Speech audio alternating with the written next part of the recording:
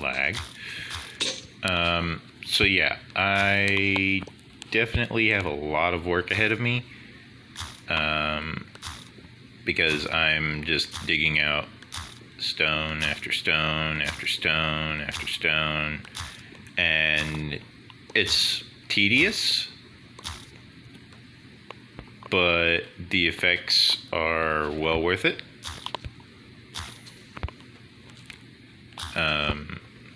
Similar to wine, but, you know, less whiny.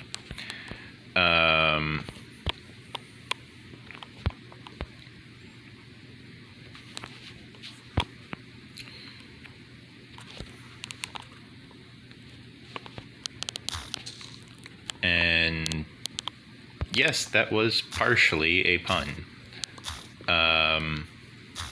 Partially. Partially not a pun. But the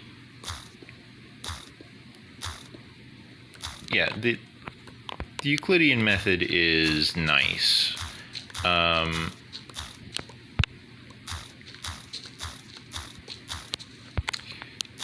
It does make combat in Dungeons and Dragons a lot more math intensive to use the Euclidean method, because we need to figure out available movement distance, and sometimes the available movement distance can be quite chaotic when navigating through various twists and turns and obstacles. You can find yourself facing off against quite the odd assortment of obstacles, simply because you're, navigating through a narrow passage which had collapsed, for example. And if you're trying to use the, I believe it was the squeezing mechanic, which is probably nothing like how it sounds. It's where you're trying to force your way into a space which is not designed to contain a creature of your size. So if you're, for example, a human, then you would be a medium creature.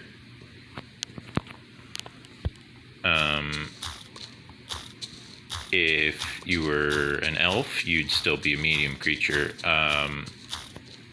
A lot of character choices in 5th edition results in medium creatures. And the reason for that is actually entirely mechanical. The player races quickly become extremely overpowered when exposed to having a large character size, because of the way the size mechanics adjust the character's stats. So if your character is a Goliath, for example, you are calculated as though you are large. If you are trying to carry something, and that basically means that it is possible for a Goliath to essentially carry an entire house. And it sounds absurd. It sounds like I'm joking, and I kind of wish I was.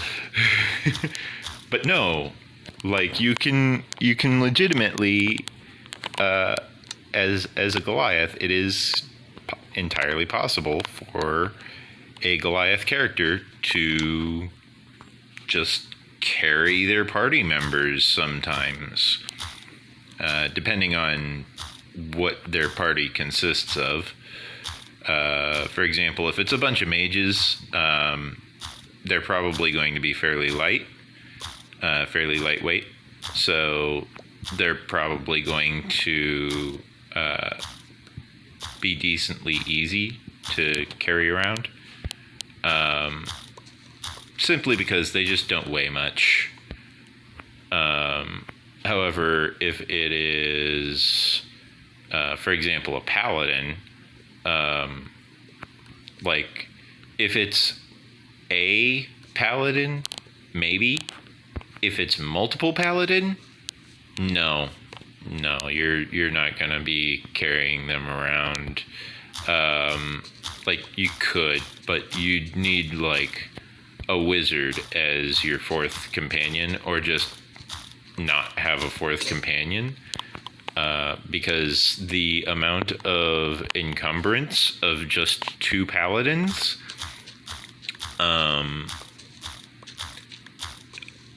they would need to not both be the heavily armored types in order for carrying them around to be useful, we'll call it. Possible, yes. Useful, that one's a bit tougher.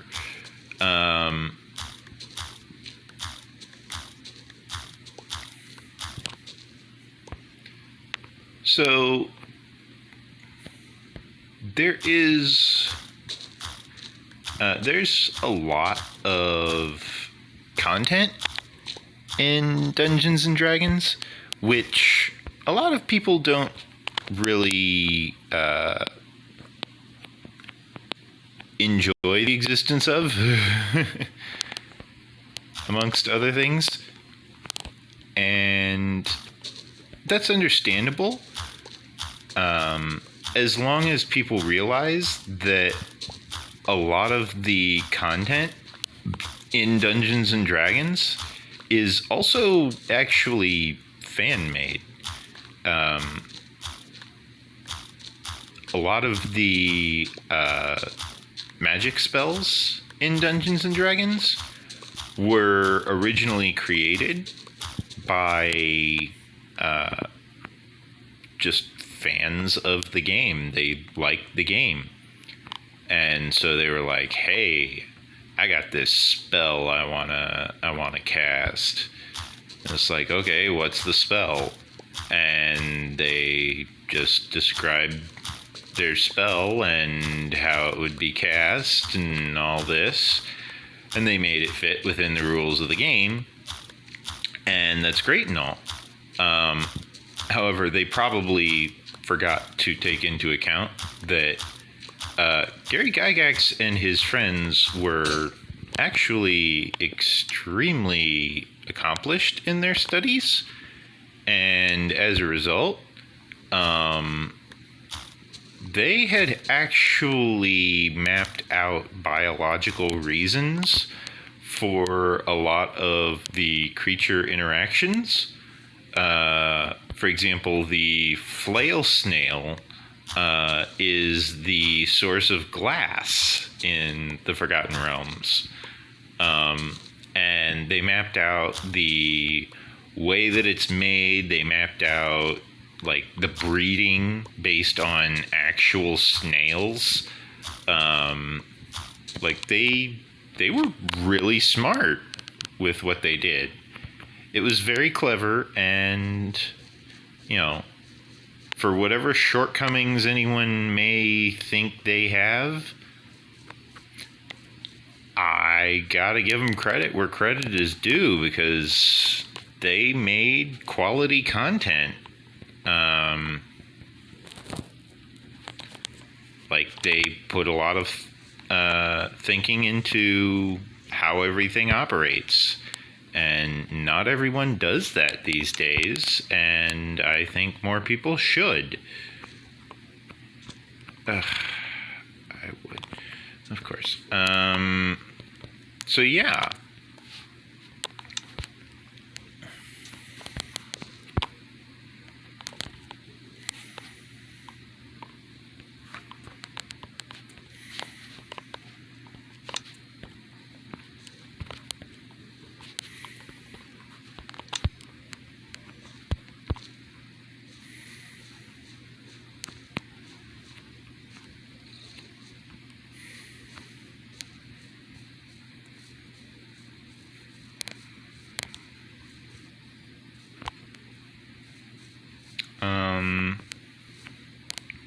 I forgot to make a shovel.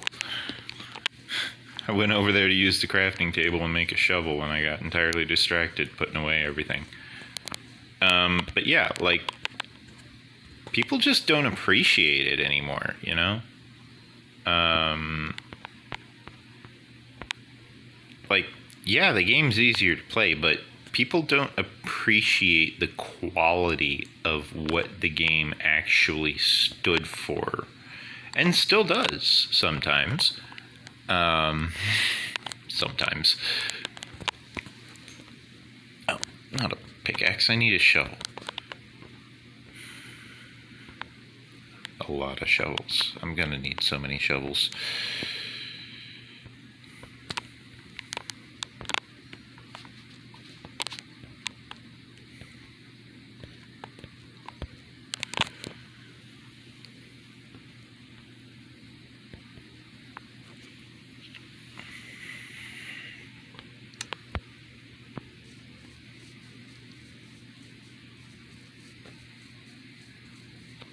So yeah,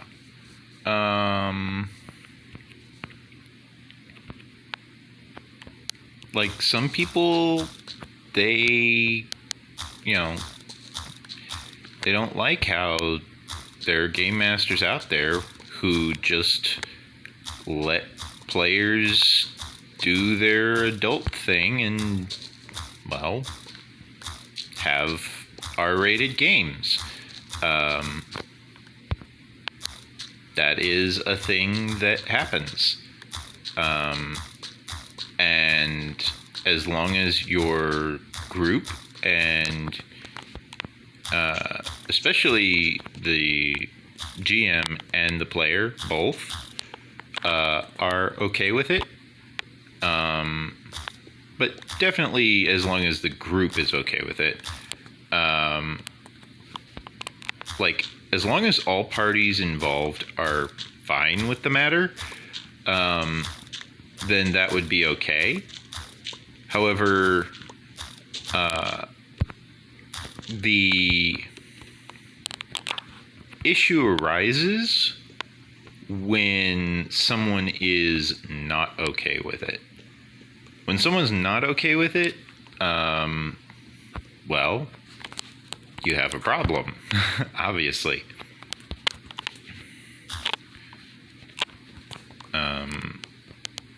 And as the situation evolves, you quickly find yourself with a bigger and bigger problem because the situation just doesn't improve, and it probably won't.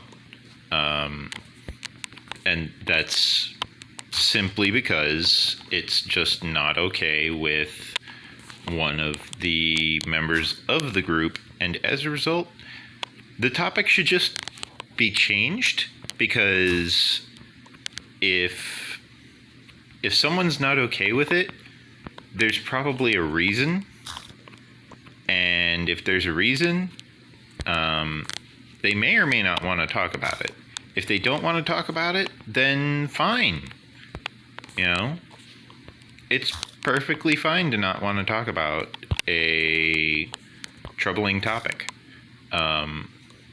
Plenty of people use avoidance to get over their issues all the time. Avoidance is a wonderful psychological tool. It's not perfect, and it doesn't always work. And sometimes it's more harmful than helpful. But it does work. Okay? Avoidance is a good thing. You know? I believe it was phrased best in one of the Elder Scrolls books, actually. One of the books from the in-game stories, which mentioned the simplest way to think of how to use a shield properly is anything between me and whatever is trying to kill me is better than nothing. And that is very true. That is how shields work at their most basic fundamental levels. Like, that is how a shield functions. Anything between me and it is better than nothing between me and it.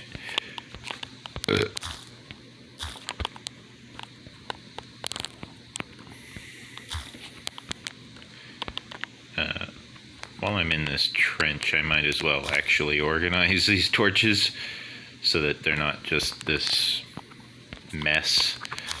I seem to be recovering torches, actually. Like, I think my number of torches available to me has increased.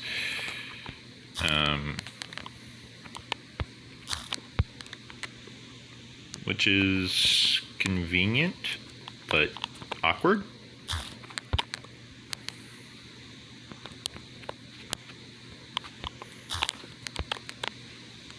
Because I thought I was under torching, and it turns out I was over torching more than ever.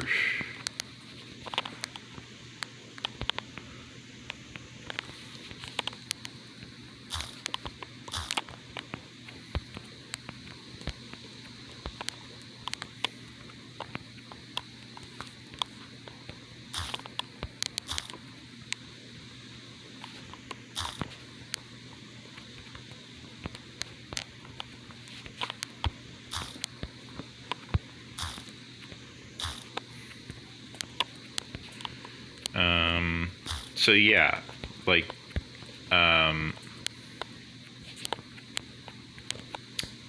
lot of things have changed over the years for Dungeons and Dragons, and I understand why a lot of it happened. I understand why a lot of it had to happen, and I understand a lot of why it is still happening.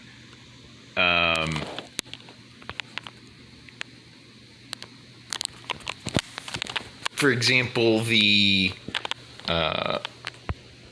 whole thing where they're making it so that everything has a content warning for, you know, oh, this is culturally sensitive content. It's like, okay, so simply because there's gypsies in Dungeons and Dragons, you want to label the content as as a potential a potential thing that could upset people. I'm sorry, but have you ever met an actual gypsy? Because I'm pretty sure I have. And I can tell you one thing. It's accurate. like, you may not think, you know, gypsies aren't like that. It's like, you might not think they're like that, but I'm pretty sure everyone else does. Because, newsflash, gypsies are like that. They do have their own variant of curses and magic and all this other stuff. And they do have some variant of spellcasting, and they do have their own variant of curses. And yes, it's very verbose, and yes, it's very effective. And no, I will not teach you how they do it.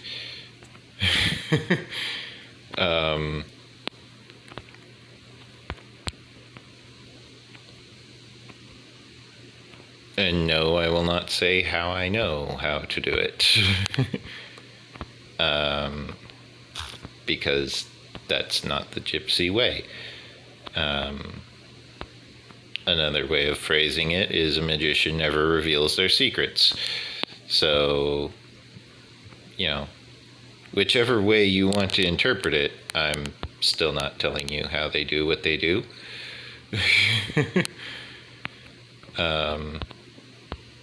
If you're upset by that, then too bad. I'm sorry. I don't know what else to tell you. It's not going to change my answer, you being upset. It's not going to make anything better. So I'm sorry. You know, what else do you want me to tell you? I could tell you plenty of things to try and make you feel better, but let's be honest, the problem's more of a internal screaming type of problem, isn't it? You know? It's more of a, why did I say this type of ordeal? You know? Like when people are like, we should get married, and their immediate response is, yes, but their inside voice, their internal voice is going, bitch, why'd you say yes? I don't know.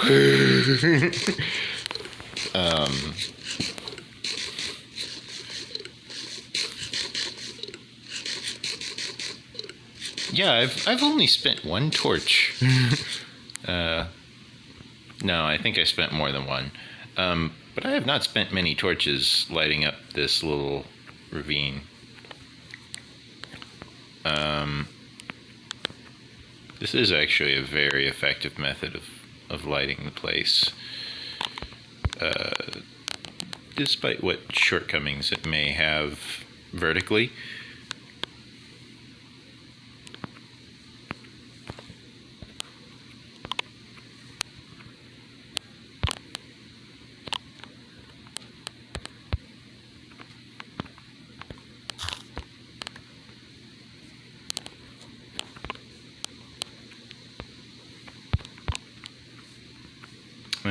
I guess a better way of phrasing it would be shortfalls. So yeah, despite what shortfalls it may have vertically, this is a very effective method of lighting the place up. I'm of course using small steps to... Okay, something definitely got miscounted. First I thought it was me, and then it's like, no, something definitely got miscounted. Let's see. So that's 2. That's 2. That's 2. Okay, that's what was throwing me off. Okay.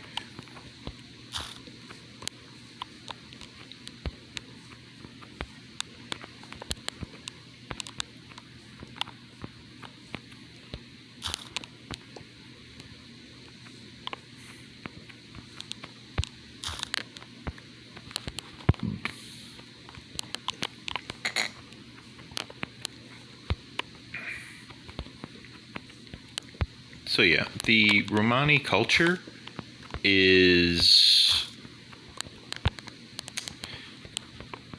let's just say, difficult to negotiate with. They have a very strict culture, and their concepts can be a little bit out there.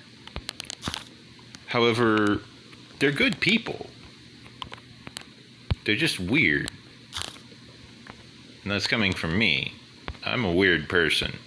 So if I say something's weird, it's weird. Okay. Bona fide weird.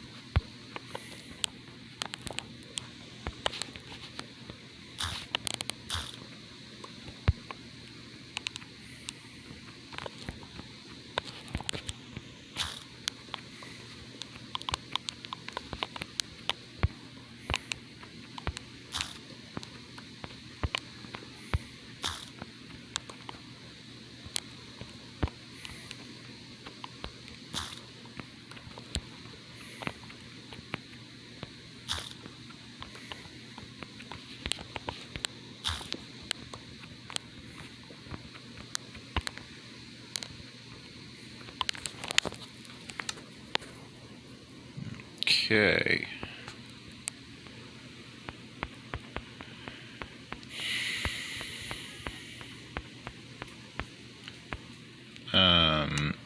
So yeah, like, Romani can be difficult. So all of these people who are upset about how they're portrayed in the Curse of Strahd campaign, seriously, just get over it, because it's accurate. Okay? I have encountered a Romani before, and it's accurate. Just get over it. Whatever, emotional whiplash you may be experiencing, that's just how they are. I'm sorry. Like, you may not enjoy that that's how they are, but that is how they are. They're just like that. I'm sorry. I probably shouldn't be apologizing, but you want someone to apologize to you, so okay, I apologize for their culture. Like, what do you want out of this? It's not exactly something that's easy to change.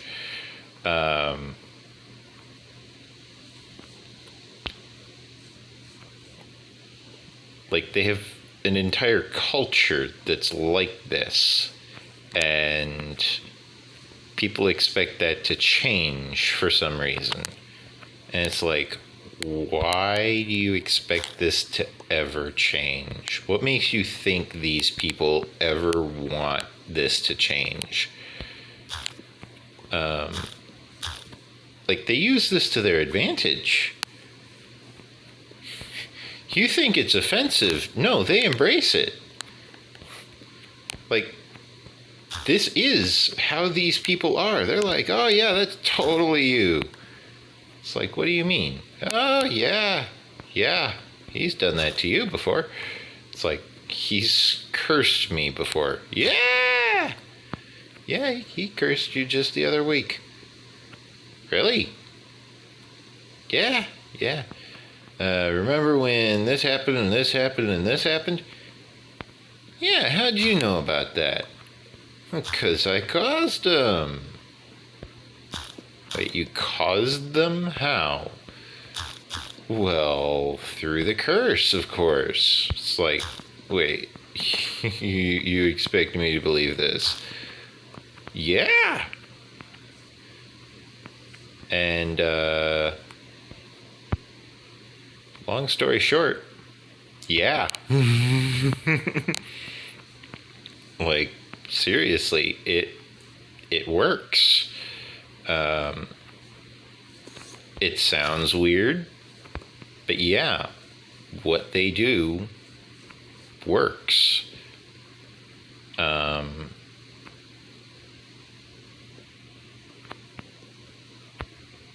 And like a lot of all of this content from Gygax and Gary Gygax and his friends, it was a lot of it was just them having fun, but a lot of it was also them sitting there and asking what kind of impact would introducing this creature have on the entirety of the ecosystem. What would this creature's impact have on the Earth? Would the Earth be capable of surviving? How could the Earth potentially not get completely destroyed by introducing this creature?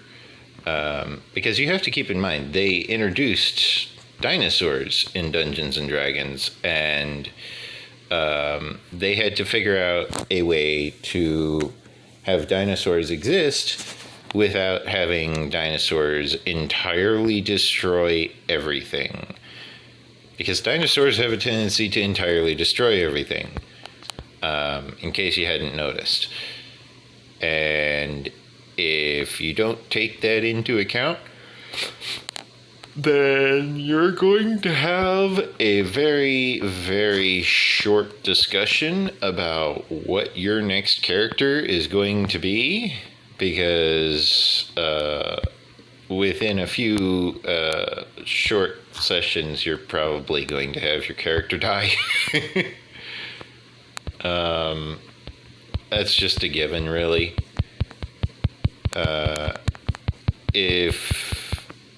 If you're not asking what could potential side effects be,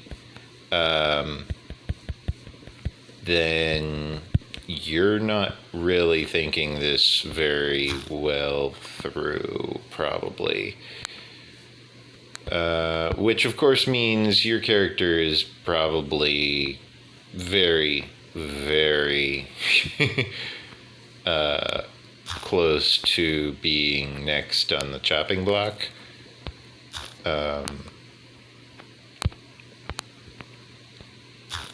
So there's that.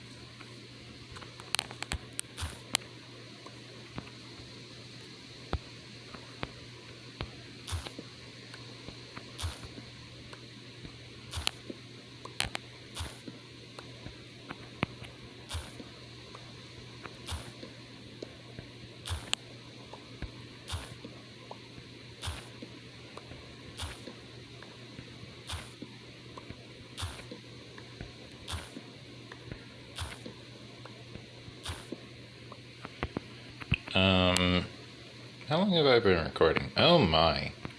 I actually need to wrap up this episode.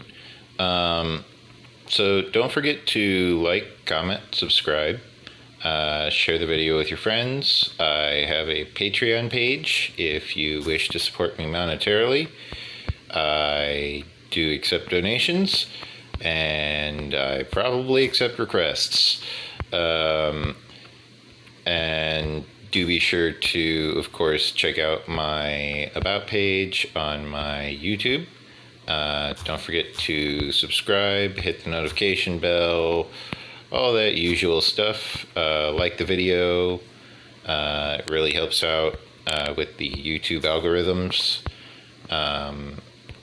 If you wonder what my upload schedule is, I'm trying to keep it simple.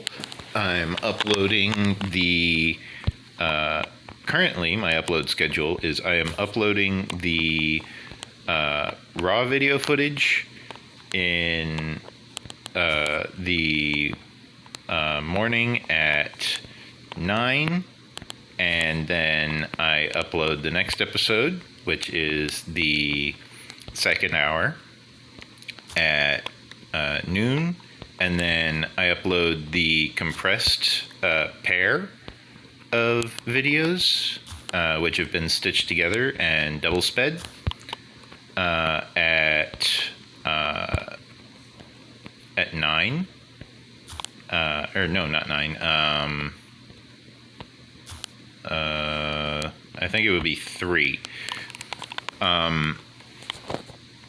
And the reasoning for this shift in my schedule is because I wanted to spread out the upload release into sizable chunks which are capable of being enjoyed before the next one is actually released. So if you wish to watch my videos and actually finish watching the video before the afternoon one is released, for example, you're capable of doing that. Because I left a 2-hour gap instead of a 1-hour gap, and now each video should be released in a accurate enough timely fashion. Do be sure to check out my playlists, share the video with your friends, and do be sure to stay safe out there. There's plenty of people who are not properly staying quarantined, and we really need to remember to quarantine ourselves properly. Otherwise, we're just going to get sick, and we don't want to be sick. We don't want viruses. We don't want germs. We want to keep healthy. We want to keep clean, and we want to stay safe. So stay safe out there. If you want to donate money, feel free. It'll all help, I assure you. And if there's any questions or comments, please leave them in the video comment section. It's probably the best way to get hold of me. And stay safe.